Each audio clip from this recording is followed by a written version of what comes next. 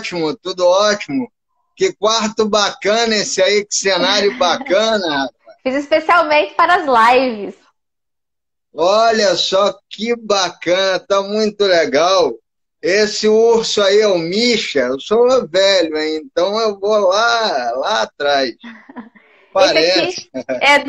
é o mascote dos Jogos Paralímpicos de Inverno, de Pyeongchang. Ah, parece muito com o Misha lá dos Jogos de 80, né?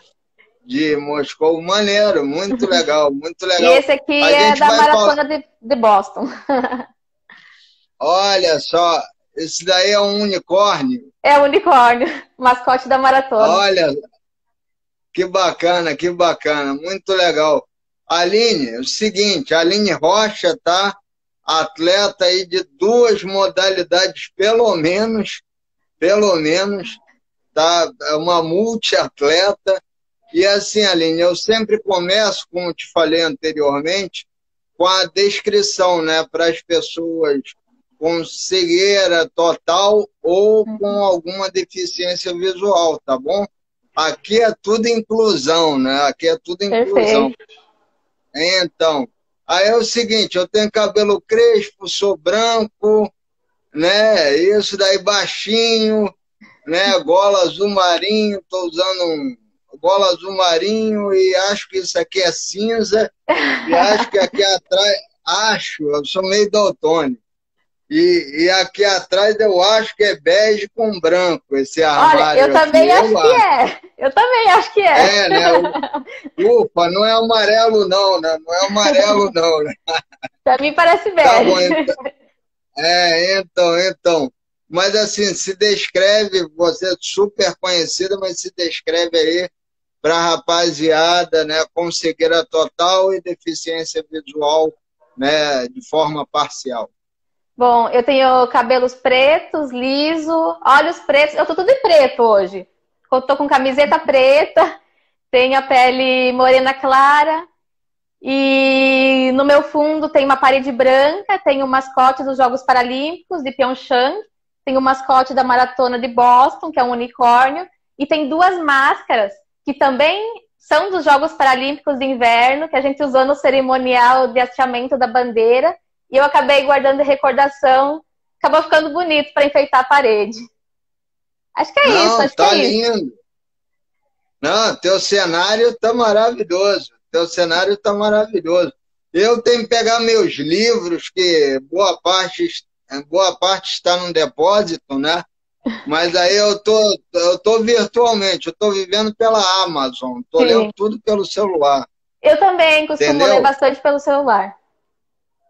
Eu não era assim não, tô me modernizando, viu? Eu era quase anti-tecnologia, quase. Demorei muito para fazer live e tal, né? Então, Entendi. apesar de já ter sido comentarista de TV, né? Mas, enfim, Aline, eu queria que você falasse um pouquinho. Sempre é assim, né? Falar um pouco do teu começo, aí eu Sim. começo no atletismo, aí daqui a pouco Jogos Paralímpicos de Inverno. Como assim? Entendeu? Vai falando por partes, é.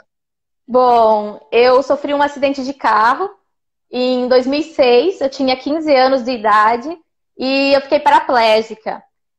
E eu estava cursando o ensino médio na época, 15 anos, aquela fase difícil, né, da nossa vida. E fase de festas, de amizades. E eu detestava atividade física. Eu não praticava as aulas de educação física na escola, não praticava nenhuma modalidade. E foram só depois de 4 anos do meu acidente, em 2010, que eu fui convidada para conhecer uma associação esportiva para pessoas com deficiência. Eu morava em Campos Novos, em Santa Catarina, na época, e a associação ela era na cidade vizinha, em Joaçaba, que você conhece bem. Então, eu conheci a associação, é a ARAD, o nome da associação, e lá eles tinham um time de basquete em cadeira de rodas e também faziam trabalho com atletismo. Então, eu já comecei pela corrida, e que foi a minha primeira competição, minhas primeiras experiências, porque no basquete eu já percebi de cara que não ia dar certo, não tinha habilidade nenhuma com a bola. Então, Nada. em menos de 3 meses de treinamento, eu já estava participando pela primeira vez de uma competição que foi no Parajás, que os Jogos Paradesportivos de Santa Catarina. Eu corri 100, 200, 400 metros e eu me apaixonei pelo esporte, porque pela adrenalina que eu senti, a liberdade, e eu conquistei 3 medalhas de bronze. Tinham poucas atletas competindo, mas o fato de ter pego aquelas medalhas me fez perceber que a minha deficiência não era um motivo para não fazer alguma coisa na minha vida, que eu poderia sim ser uma pessoa de sucesso em alguma coisa. E eu resolvi continuar. Eu decidi que o esporte era o que eu queria para mim. Então, no ano seguinte, em 2011, a associação conseguiu adquirir uma cadeira de rodas específica para corrida, e aí eu comecei a evoluir. No ano seguinte, em 2011, eu já participei de novo do Parajasc, e eu consegui medalhas de ouro. Então, em 2012, eu já comecei a participar pela primeira vez do circuito brasileiro, que é o circuito Loterias Caixa, e a evolução foi muito rápida. E então, eu e o Fernando, que é o meu técnico, desde o início, a gente percebeu, poxa, quem sabe com essa evolução a gente pode sonhar mais alto e quem sabe chegar em Jogos Paralímpicos. E vendo que ia ter os Jogos no Brasil, em casa, o sonho seria ainda mais incrível. Então, em 2014, a gente se mudou para São Caetano do Sul, que é onde a gente vive hoje, para treinar na pista da BMF, que na época era onde treinava vários atletas da seleção brasileira. E nesse ano, o fato de estar treinando em uma pista mais adequada, ter um centro de treinamento, e a gente veio para cá para se dedicar exclusivamente a esse sonho de chegar nos Jogos do Rio. Era viver o esporte dia e noite. Então, em pouco tempo de treinamento, eu já comecei a competir provas de 800, 1.500, 5.000, maratona. Conquistei o recorde brasileiro nesse mesmo ano, dessas provas longas. E comecei a viajar para fora do Brasil. Participei também em 2014 pela primeira vez no Japão, na Maratona de Oita, que é a maior maratona do mundo para corredores em cadeira de rodas. Ela é exclusiva para a nossa categoria. E eu conquistei o 3º lugar lá. Então, foi tudo tão incrível e a gente chegou no sonho de participar dos Jogos do Rio. Eu consegui o índice em 2016, em uma prova que eu participei nos Estados Unidos. E estar nos Jogos do Rio foi uma experiência indescritível. É maravilhoso quando você chega no estádio para participar da prova, cai a ficha, porque você percebe, nossa, tá aqui lotado de gente e chegou o momento. Tudo que eu treinei, a recompensa veio e eu consegui estar aqui representando o meu país. Então foi algo sensacional, foi indescritível. E aí, acho que o Fernando pensou assim, não, a corrida agora tá muito fácil, vamos fazer uma coisa diferente? Vou colocar você em um esporte que você esquia na neve e um equipamento que não tem freio. Então... bacana isso, tem muita neve no Brasil, né, também. Que legal, te botou numa fria, literalmente. E assim, eu não conhecia a neve, nunca tinha estado em um local com neve. Então eu fiquei, sim, pensava, meu Deus, eu não tenho o movimento das pernas, então não tenho a sensibilidade. Será que esse frio não vai acabar prejudicando? Mas eu já conhecia o Fernando Aranha, que participou dos Jogos Paralímpicos de Inverno em Sochi, em 2014, que foi a primeira participação do Brasil em Paralimpíada de Inverno. Então, ele acabou me dando algumas dicas e foi uma das minhas inspirações também para começar. Então, a gente teve uma reunião com a Confederação Brasileira de Desportos na Neve, que tem a confederação no Brasil de Desportos na Neve, e a gente demonstrou o nosso interesse em participar, e eles ficaram muito interessados, porque não tinha nenhuma mulher participando das modalidades de inverno no Paralímpico. Então, passando os Jogos do Rio, a gente falou com eles, e eles me deram todo o suporte. Eles me deram equipamento, eles bancaram viagem, roupa, tudo de melhor para que eu pudesse ir lá e ter essa primeira experiência em novembro de 2016, eles já estavam me levando pela primeira vez para a neve, que foi para a Suécia, onde eu tive a minha primeira experiência. Eu fiquei 20 dias treinando, então eu já conhecia a neve já para esquiar. Já lá para cair nos morros e aprender tudo isso. Em janeiro de 2017, eu já estava participando da minha primeira competição, que foi na Ucrânia, uma Copa do Mundo, porque eu precisava participar dessa competição para abrir a vaga feminina para o Brasil. Por isso que era tudo meio corrido, em cima da hora, não tinha como treinar mais tempo. E foi uma experiência muito difícil. Quando a gente chegou na Ucrânia, chegou a fazer 28 graus negativos. Então era algo... 28 graus negativos. Inimaginável. A gente ficou 2 dias dentro do hotel, não tinha como sair para treinar, porque era muito frio. Era absurdo. E a gente via o pessoal da Ucrânia, o pessoal lá treinando, e a gente pensava, nossa, é incrível isso. E com o passar dos dias, foi ficando um pouco menos frio, e a gente foi saindo para treinar. Quando chegou na minha primeira competição, estava tendo uma tempestade de neve, e eu não tinha tanta experiência ainda. Eu caía o tempo todo, eu fiquei atolada na neve, quando eu conseguia levantar na cadeira, caía de novo. Então foi difícil, estava muito frio, e a gente faz um looping, a gente faz várias voltas no mesmo percurso, de 3 quilômetros ou 2,5. E eu passava pelo Fernando, e ele gritava, vai Aline, vai Aline. E eu quase chorando, pensando, meu Deus, você me trouxe aqui, você é maluco, o que a gente veio fazer aqui? Aí eu terminei a prova, consegui abrir a vaga para o Brasil, a vaga feminina, para participar dos Jogos Paralímpicos, mas ainda não tinha feito o índice. Então, o Fernando disse assim, esquenta a cabeça um pouco, porque estava muito frio, né? Tinha que esquentar, não tinha como esfriar a cabeça. Ele disse, vamos pensar melhor, porque eu fiquei um pouco desesperada com aquilo, né? Aí eu pensei melhor, bom, já comecei logo uma competição mais difícil, uma temperatura dessa, para saber se eu aguento. E eu aguentei. E eu quero encarar esse desafio. Vamos seguir em frente. Então, a gente voltou para o Brasil. Na verdade, a gente saiu da Ucrânia. A gente teve mais um período de treinamento, ainda pela Europa. A gente voltou para o Brasil. E no Brasil, a gente tem uma adaptação. É um sistema de roller ski, que a gente chama. A gente tira o esqui e coloca um sistema de rodinhas. Então, a gente esquia no asfalto. Isso possibilita o treinamento no Brasil.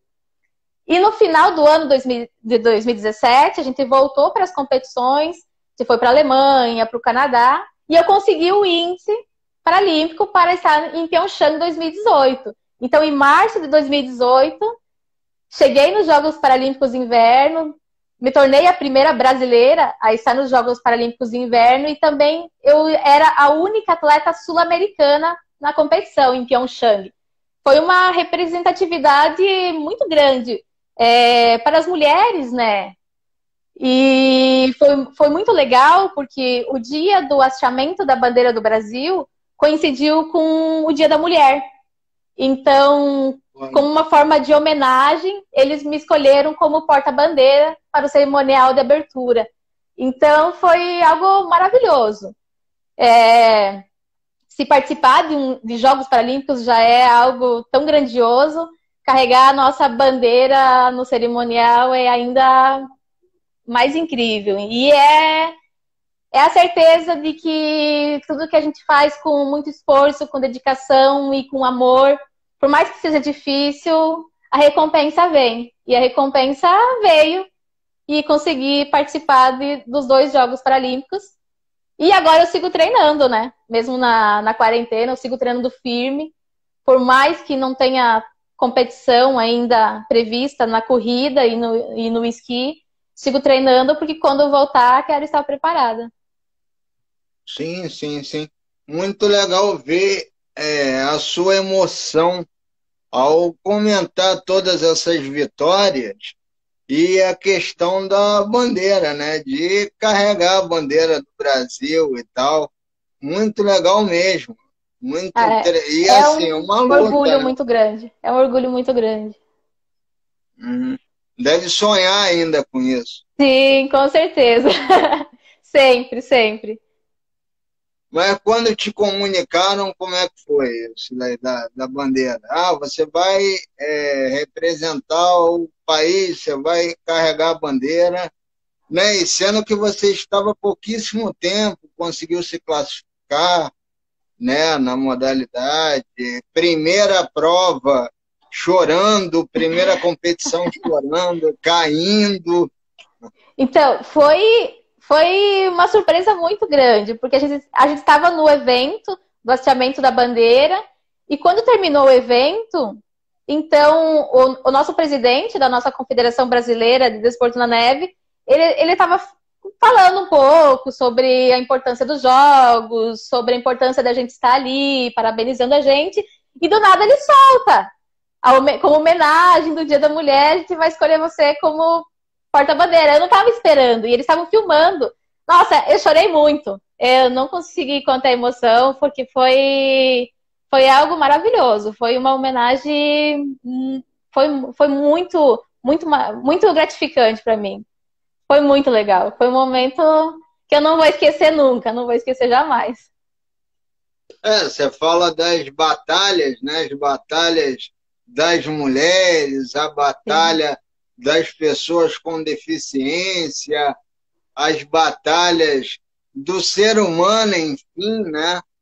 Então, isso tudo deve ter passado pela sua cabeça. Sim, e nossa, foi uma representatividade muito grande. Foi quando a gente tem um trabalho reconhecido, porque não, como pessoa com deficiência, como mulher e ser pioneira em uma modalidade que era pouco difundida no nosso país, isso motiva muito para ser uma inspiração, motivação, para motivar outras mulheres, para que elas possam perceber que elas podem ser o que elas quiserem, que com muita garra, determinação, a gente pode fazer o que a gente quiser. A gente pode sonhar alto, sim, e conquistar o nosso espaço. A gente tem que mostrar do que a gente é capaz. É, tem isso, né? A pessoa com deficiência, às vezes, não tem um suporte emocional para aguentar certas coisas, porque desde muito cedo escutando bobagem, né? Então é muito bom conversar contigo por essas razões. Eu também, como uma pessoa com deficiência, né? Então isso é muito importante. Teu depoimento é sempre legal. Deixa eu te perguntar, difícil, né? Treinar para um esporte de neve, né? Uma modalidade de inverno. Aqui no Brasil é quase um skatista, né? Onde vai Sim, treinar?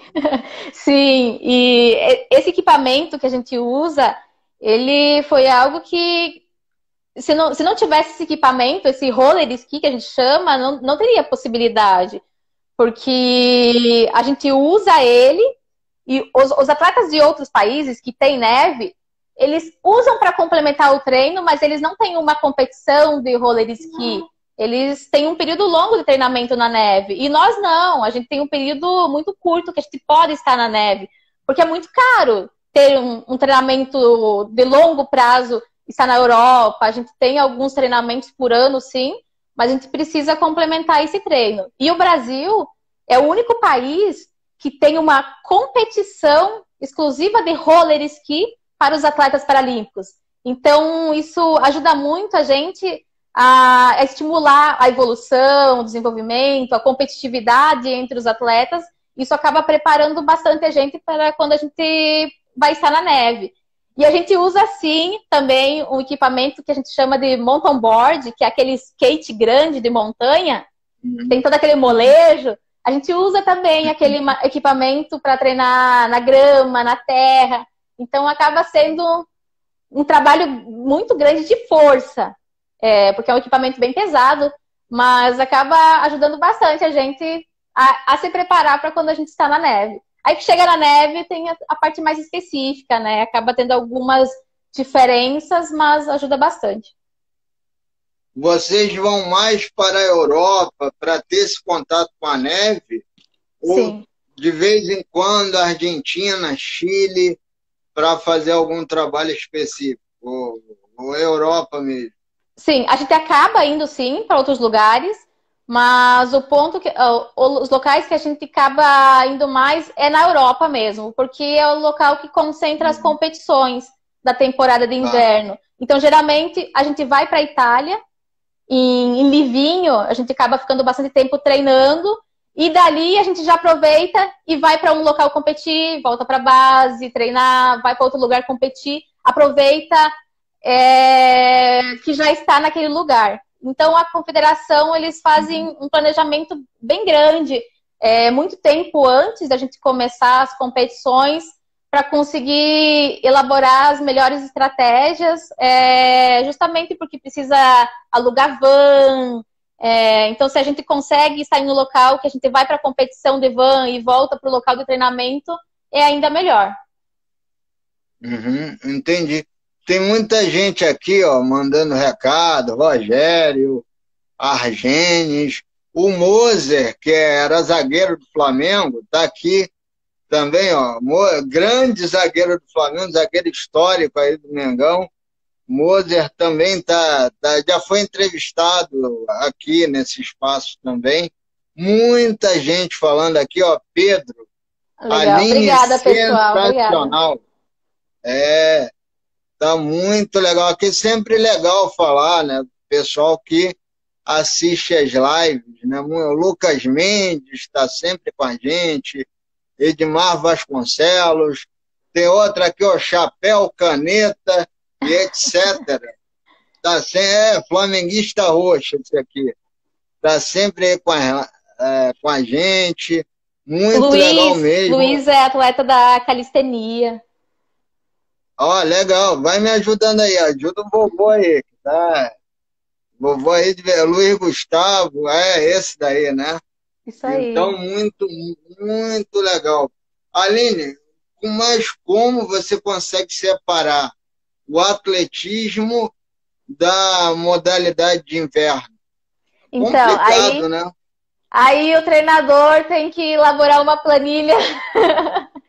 Bom, quando a gente começou a gente resolveu participar dos esportes de inverno, um dos motivos também foi que a gente percebeu que vários atletas que faziam corrida em cadeira, Estados Unidos, da Rússia, do Japão, eles também complementavam com o esqui. O trabalho de força que a gente ganha no esqui, ele ajuda muito na corrida em cadeira. E a resistência que a gente ganha na corrida acaba ajudando também na hora de competir no esqui. Então ele tem as diferenças, sim, mas ele acaba se complementando. Então, o Fernando, quando ele faz o ciclo de treinamento, ele já tem em vista qual competição eu vou competir lá na frente. Então, ele sabe se ele vai priorizar mais o trabalho da cadeira ou se naquele momento ele vai priorizar mais a parte do esqui. Geralmente, até setembro, outubro, a gente está competindo nas corridas.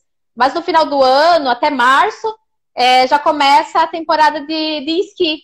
Então, ele já elabora a planilha, já levando em consideração a época do ano que eu vou estar competindo em um ou em outro. E tem dado certo todo esse planejamento. Até agora deu certo. Só que agora a gente tem um problema, que foi o adiamento dos jogos. Perguntar isso. Eu ia perguntar isso aí. Foi um problema grande, porque se tivesse acontecido os jogos, agora nesse ano, eu sairia dos jogos e eu já tinha o meu planejamento de neve até Pequim 2022. Então, eu já ia focar totalmente no esqui. Mas com o adiamento dos jogos, esse calendário ficou muito mais apertado. Tem os jogos... Um ano. Isso, e os Jogos Paralímpicos de Inverno é em março. Então, vão ser 6 meses de diferença.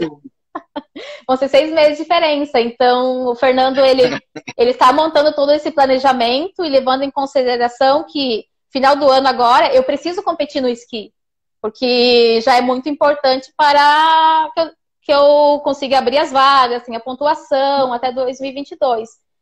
Então, ele está fazendo o planejamento. Eu acredito muito que a gente vai conseguir conciliar, sim, que vai dar certo. Até porque competições de corrida e maratona foram todas canceladas. Eu não sei quando eu vou voltar a competir nas corridas. Eu só sei que em dezembro, em janeiro, eu tenho competição de esqui. Então, a gente vai seguindo no treinamento, estamos conciliando os dois, o treinamento de esqui e de corrida, para chegar bem preparada para essas competições de esqui, que talvez sejam canceladas, mas por enquanto ainda estão no calendário. Mas seguimos treinando. Acredito que a gente vai conseguir ter um bom desempenho, sim, nas duas. Sim, claro, claro que sim. Tio, a sua vida é treinar, treinar, treinar e treinar.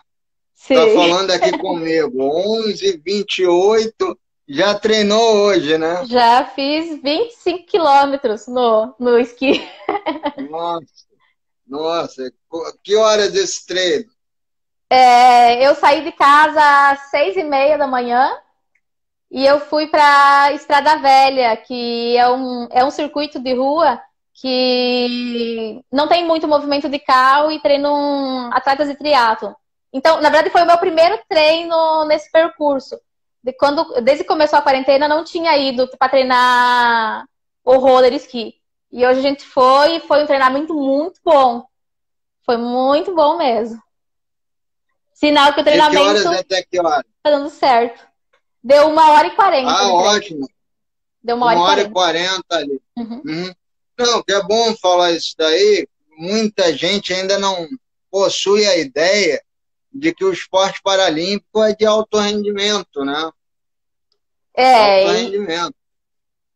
Por muito tempo se falava que Paralimpíadas é, nossa, esporte de coitadinho, eles estão lá só para mostrar a superação. E não, a gente, principalmente depois dos Jogos do Rio, que as pessoas, muitas descobriram que existia esporte paralímpico, elas começaram a perceber que não, que a gente é atleta como qualquer outro, a gente treina duro, é pauleira todo dia. Se a gente quiser ter um bom resultado lá fora, a gente tem que treinar duro.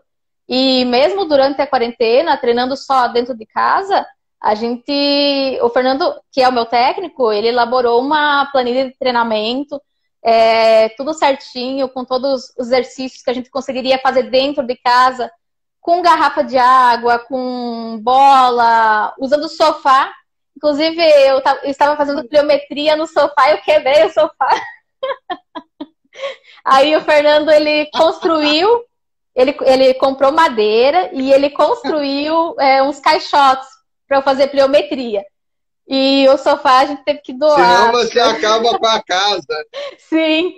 E a gente colocou um pegboard na parede, que é um material de fazer escalada. E a gente comprou um ski erg, que é para treinar o esqui dentro de casa. Eu tenho o meu rolo de treinamento, que é para treinar a corrida. Então a gente faz muito exercício de força, de potência, exercícios funcionais, e a gente conseguiu ter uma qualidade muito boa. Enquanto muitos atletas não se desmotivaram por não estar podendo treinar na pista ou no seu ambiente, a gente conseguiu se manter bem motivado nesse período, mantendo nosso rendimento. E agora quer dizer, tenho... E transferindo, né, esse treinamento para a rua ou para o ambiente normal. Ah, muito legal. Muito legal isso. Interessantíssimo. Quer dizer, CT não é mais só centro de treinamento, né? Casa de treinamento. A minha casa virou o meu CT. Porque... então, fale. Aqui em casa, a gente tinha 3 quartos. Tem o quarto que a gente dorme. Aí tem esse quarto que eu tô aqui agora. Era um quarto pequenininho que eu tinha a minha cadeira de corrida em cima do rolo. Porque como eu treinava só no Centro Paralímpico, aqui em casa era só para caso extremo, se tivesse muita chuva ou se não pudesse sair de casa. E tinha um outro quarto, que era um quarto grande, que era o quarto de visitas, que tinha uma cama grande de casal para as visitas. Então, quando começou a quarentena, a gente percebeu, bom, a gente vai ter que ter mais espaço. Então, o que a gente fez? A gente doou a cama de casal, que tinha no quarto de visitas, e montamos lá o nosso CT. Colocamos o ski erg, os caixotes, então todo o nosso material tá lá. E aqui que era o quartinho que eu treinava, Tá o que sobrou do sofá. Esse que eu tô sentada aqui é o que sobrou do sofá. Porque a parte que eu quebrei, a gente doou pro Exército da Salvação. Aí sobrou essa partezinha aqui que a gente deixou aqui no quartinho. Mas a gente teve que adaptar, A prioridade é o treinamento. Como não vai ter visita nesse período, a gente mandou a cama embora. Ficou de lembrança essa parte aí, né? Sim, ficou de lembrança. Ficou bom aqui. Ficou para as mascotes, ficou maneiro, ficou bacana. E assim, legal, depois você faz um videozinho, que aí eu até divulgo, né, das adaptações na sua casa. Eu acho que isso é bem legal, né? Mando sim, com certeza.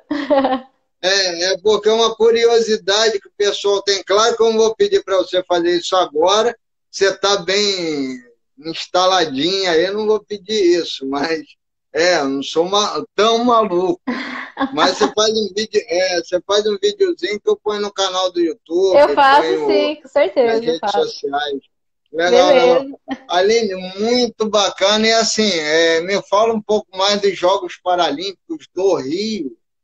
A sua relação com o atletismo, né? Que tudo começou ali com atletismo, e maratonas internacionais. Que você é fundista, também meio fundista, porém aproveitou a maratona, né? Foi também com a maratona aí. Fala sobre o atletismo. Na verdade, a maratona foi a prova que eu fiz o índice. E eu achava que a minha melhor prova dos Jogos do Rio seria a maratona. E acabou que a minha melhor prova acabou sendo a prova dos 1.500 metros. Que eu cheguei na final. Eu queria muito chegar na final, mas eu sabia que seria difícil. E eu consegui estar na final dos 1.500 metros. Eu fiquei na 9ª colocação. Mas foi algo maravilhoso para mim. Na maratona, eu fiquei na 10ª colocação. E foi uma prova muito difícil, porque estava muito quente. Você lembra que tava quase 40 graus, meio-dia, a gente correndo lá. Então, mas eu consegui concluir e, independente do resultado, o fato de ter chegado nos Jogos e estar lá entre as 10 melhores do mundo foi algo sensacional. A Vila Olímpica é algo maravilhoso. Compartilhar o dia a dia com os melhores atletas do mundo é algo sensacional. Então, foi uma experiência incrível. E eu tenho uma outra paixão também, que é correr as maratonas pelo mundo, não visando o índice paralímpico. Quando a gente visa o índice, a gente vai para aquela que é a prova que a gente sabe que é a mais rápida, visando fazer aquela marca específica. Mas quando a gente começa a correr maratona, é algo que vicia muito. Inclusive, em 2018, quando eu saí dos Jogos de Pyeongchang, da Coreia, eu corri 8 maratonas em 2018. Então, eu acho que eu corri a maratona de São Paulo, a maratona de Florianópolis, eu corri a maratona de Boston, de Berlim, de Londres, de Chicago, de Oita, no Japão. Nem me lembro todas, mas foram 8 maratonas em 2018. E eu queria muito concluir o circuito das Major Marathon, que é o circuito das maiores maratonas do mundo. E acabou me faltando a maratona de Tóquio. A maratona de Tóquio, eles limitaram muito o número de inscritos, então eu não consegui a minha inscrição. Mas eu quero participar, porque assim que eu concluir a maratona de Tóquio, eu vou ter a medalhinha do circuito das 6 maiores maratonas do mundo. Então, eu amo correr maratonas pelo mundo inteiro, não só... Já correu a de Nova York? Corri. Foi a mais difícil que eu já corri. Fala subida. Dessa aí. É só subida. Gente, foi uma maratona bem desafiadora. E eu fui sozinha para essa competição. Foi a primeira vez que eu viajei sozinha, sem o meu técnico, sem ninguém junto. E foi um desafio muito grande. Tem uma história que quando eu cheguei no hotel, eles queriam cobrar $20 para levar a minha bagagem até o meu quarto. Eu pensei, poxa, $20? Que absurdo cobrar tudo isso. Mas eu paguei na ida. Eu precisava saber, eu precisava de ajuda para chegar até o quarto. Mas quando foi para ir embora, eu pensei, não vou pagar os $20. Vou levar tudo sozinha mesmo até o andar de baixo. E eu tava com uma mochila enorme, porque eu levei toda a minha roupa, tudo que eu precisava usar, eu levei numa mochila. E eu tava com a minha case da cadeira, que é uma case grandona, e com um saco de rodas. Então era muito material. Mas eu consegui entrar com tudo sozinho. Eu entrei com tudo dentro do elevador, só que a minha mochila estava muito pesada, porque tinha kit que a gente ganhou, tinha muita coisa que a gente ganhou do evento. E eu consegui colocar tudo dentro do elevador, mas aí, eu não sei, eu desequilibrei, eu caí para trás e caiu tudo por cima de mim. E eu fiquei, poxa, o que eu vou fazer agora? Eu sozinha dentro do elevador, caí daqui no chão e eu não ia conseguir levantar todo o material sozinha. O que eu fiz? Literalmente de pernas pro ar.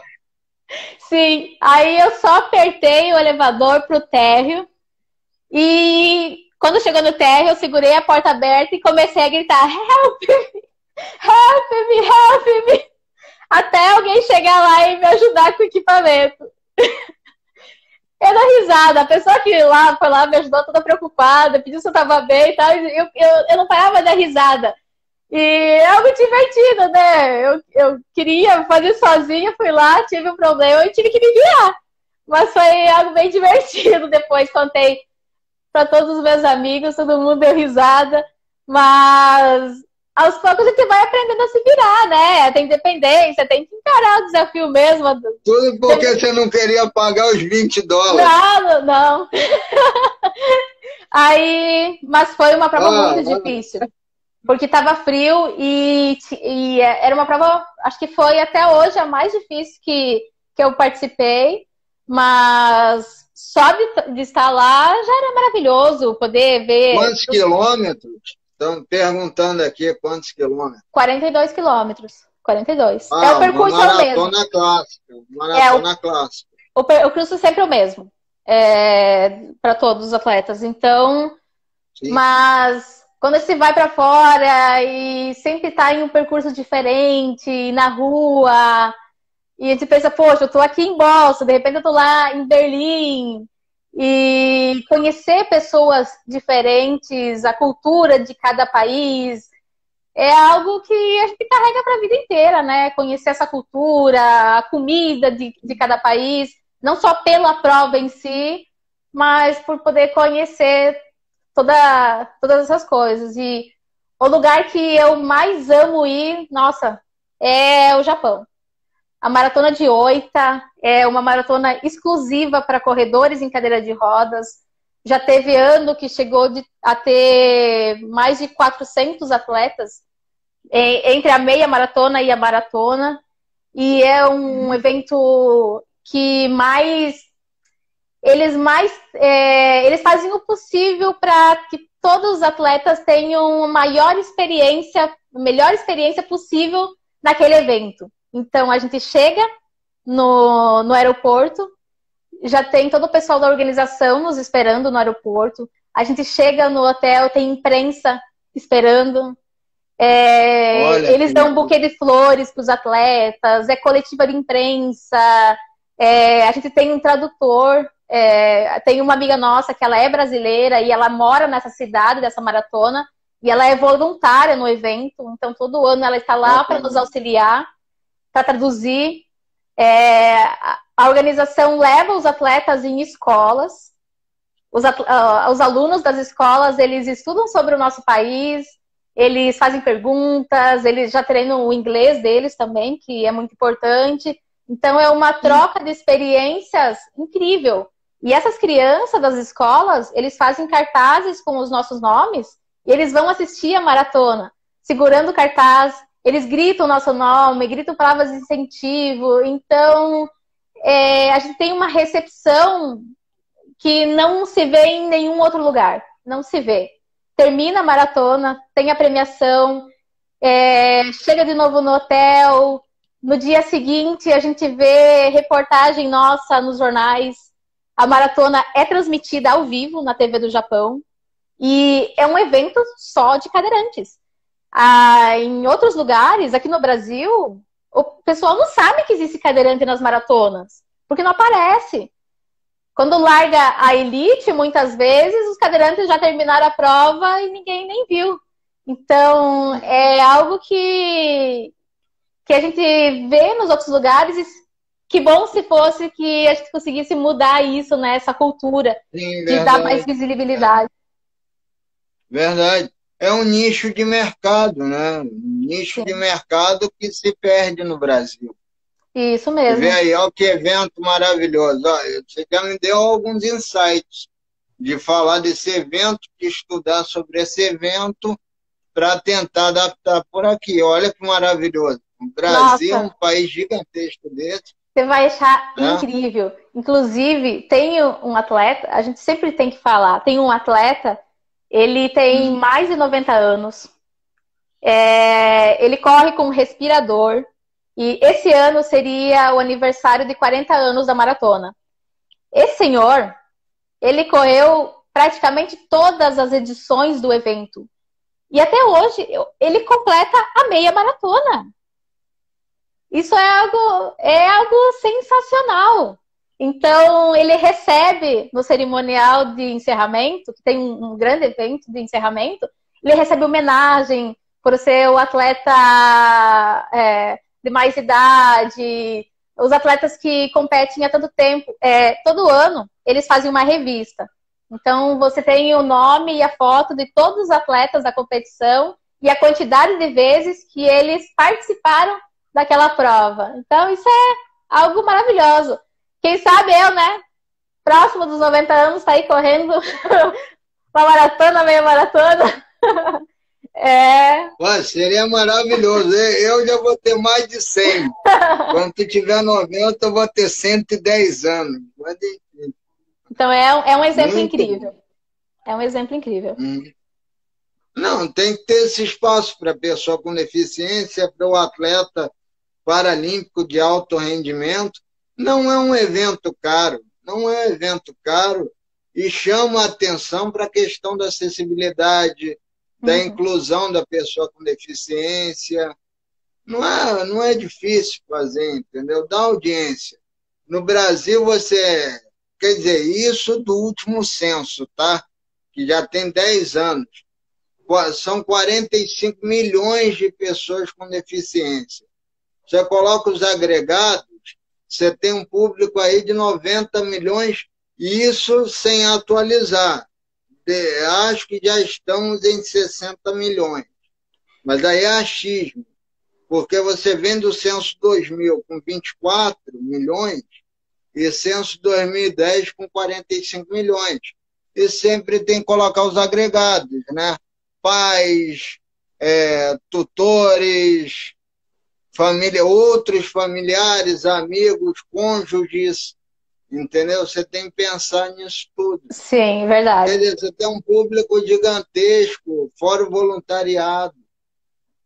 E a gente tem que botar a cara, mostrar que nós somos, que nós vivemos assim como os outros, que a gente precisa estar no dia a dia, a gente precisa da acessibilidade, porque a gente trabalha, a gente treina, a gente consome, então é o mínimo que a gente precisa, é o acesso para estar nesses lugares.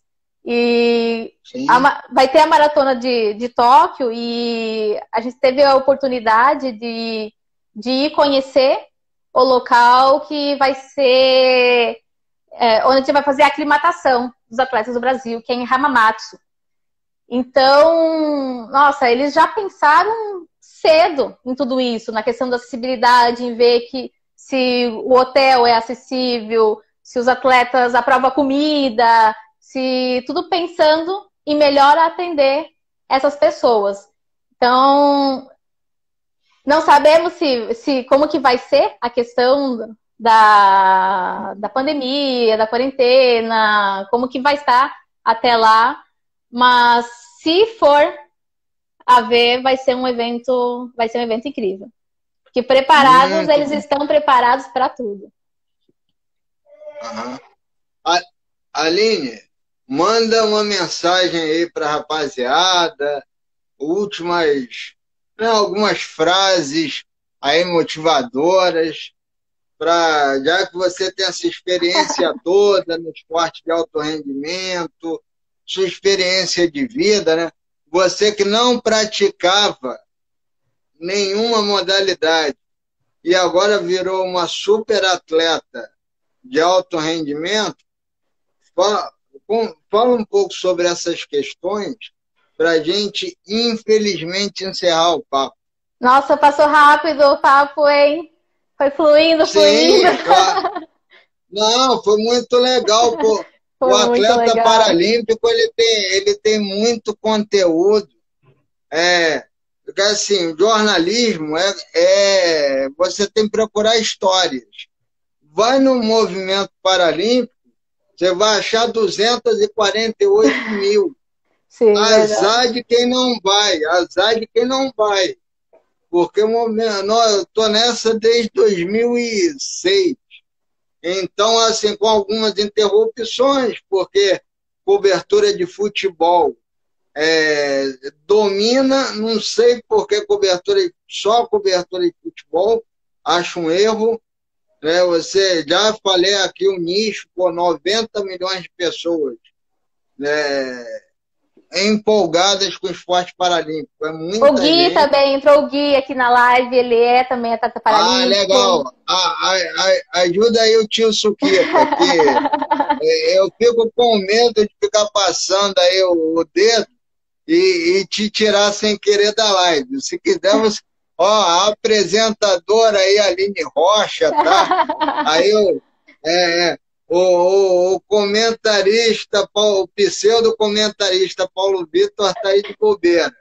A apresentadora Aline Rocha ajuda, tá? Ajuda. Olha, o tio Suquita aí, tá bravo. Olha, o que eu preciso dizer é que nada é fácil. Tudo precisa de muito trabalho, muita dedicação. Se a gente quiser realizar um sonho, a gente tem que se dedicar dia e noite. Ser atleta é um estilo de vida. Para mim, é o meu estilo de vida, é o meu hobby. Eu faço por trabalho, eu faço por lazer. É o que eu amo, porque o esporte, ele transformou a minha vida. Eu digo que eu não defino a minha vida em antes e depois da deficiência, mas em antes e depois do esporte. Porque o esporte me mostrou que a minha deficiência não era um motivo para eu não ir em busca do meu sonho. E com muito trabalho, muita determinação e muita abnegação, eu abdiquei de muita coisa. Quando eu saí de Santa Catarina, eu não tinha muito dinheiro. Eu vivia em uma casa de 20 metros quadrados. Eu dormia em um colchão inflável no chão, eu e o Fernando. A gente não tinha TV. Quando a gente chegou lá, a gente não tinha geladeira. A gente tinha um fogão, um fogareiro de 2 bocas que a gente ganhou.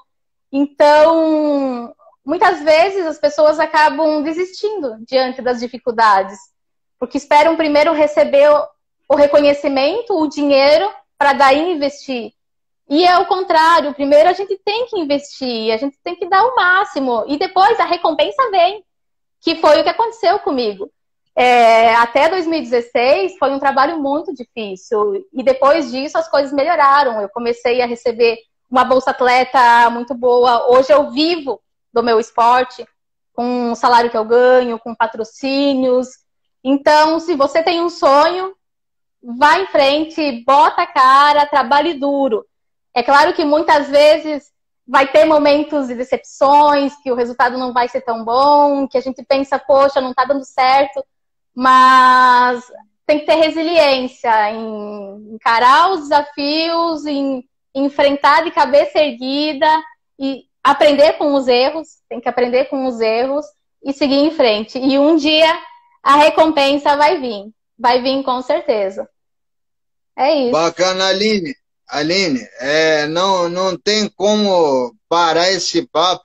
Você falou de resiliência, né? Fala para as pessoas aí sobre isso.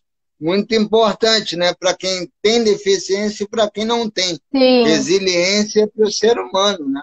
É o Ainda principal. mais É o principal. Ainda mais nessa época de isolamento. Sim, é saber olhar para a dificuldade e contornar. Encontrar alternativas para seguir em frente. E na quarentena também, a parte mental, nossa, é fundamental para que a gente consiga manter a motivação, ter as nossas metas no dia a dia, independente de estar em competição ou não, é muito importante no nosso trabalho, no nosso treinamento, e saber valorizar, né, e agradecer por cada meta do dia a dia. Isso é uma coisa que a gente trabalha muito na academia do Atleta Campeão, que eu faço parte, então, inclusive o Gui e muitas outras pessoas que estão assistindo a live fazem parte da academia do Atleta Campeão. Pode falar de todo mundo, pode falar da academia, aqui o a gente trabalha muito isso, sobre a resiliência, sobre comemorar as pequenas vitórias do dia a dia, e que é isso que vai fazer a gente seguir firme, mesmo nesses tempos difíceis. É isso. Bom, como é comemorar as pequenas vitórias do dia a dia? Então, como é isso? Eu tenho meu treinamento, mesmo sendo no rolo, eu tenho a minha meta de fazer aquele educativo com perfeição, ou de conseguir fazer aquele 1 minuto naquela velocidade. E é isso que a gente tem que pensar, mesmo que pareça pouco, mas lá na frente vai ser muito. E a gente fala muito em 1% todo dia. Cada dia evoluir 1%, lá na frente vai ser muito. Então é isso, comemorar as pequenas vitórias, no final do dia, pensar em tudo de bom que aconteceu. É claro que às vezes tem coisas ruins, mas focar no que aconteceu de bom e planejar para que o próximo dia seja ainda melhor. Ao acordar, definir suas metas. Hoje eu vou trabalhar o foco, hoje eu vou trabalhar a determinação, hoje eu vou trabalhar nisso. E é isso que vai fazer a gente seguir em frente com a cabeça erguida. Maravilhoso o papo. Não foi nota 10 hoje, foi nota infinita. Eu que agradeço, eu que agradeço. Maravilhoso papo, viu? Fantástico, histórico. Daqui a algum tempo a gente conversa novamente. Sim, sempre vai ter mais histórias. Muito conteúdo. Mostra só de novo aí o ursinho aí para os tios suquitas não acharem que é o Misha, né? Não é o Misha. Quem é? Esse é o Bandab. Bandab é o mascote das Paralimpíadas de Pyeongchang, da Coreia. Legal. 2018. Legal. E mostra o unicórnio também, porque o unicórnio tem outro significado, questão de empreendedorismo também. Ó. Esse aqui da Maratona de Boston. Bonitinho. Olha só. Maneiro. Não veja um unicórnio por aí, não, porque é esquisito. É isso aí. Tá bom. Tá certo. Muito obrigado, Aline.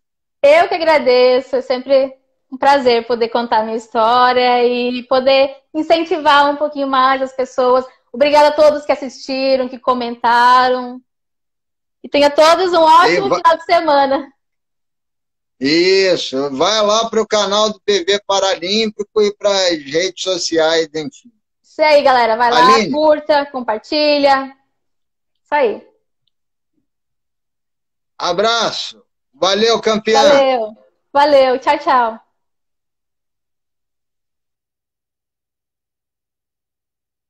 É isso, gente. O papo foi fantástico, excelente.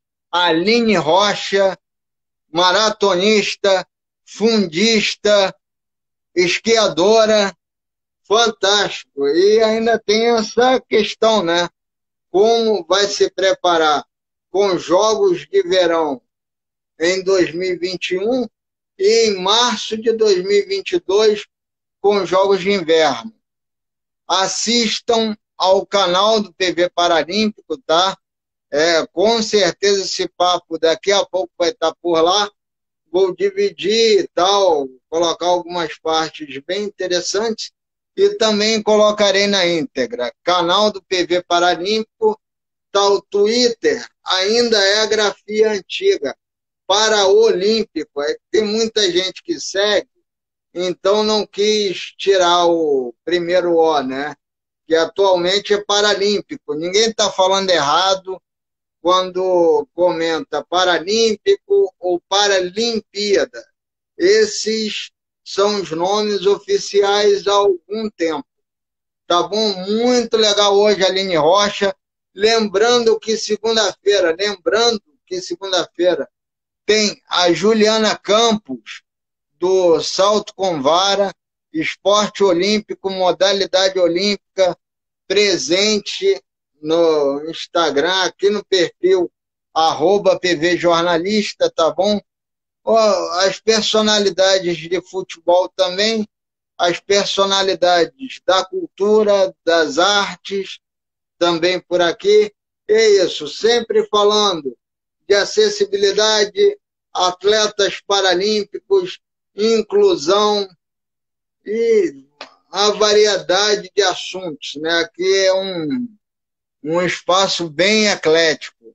Segunda-feira, 8h30 da noite, 20h30, segunda-feira, Juliana Campos, do Salto com Vara.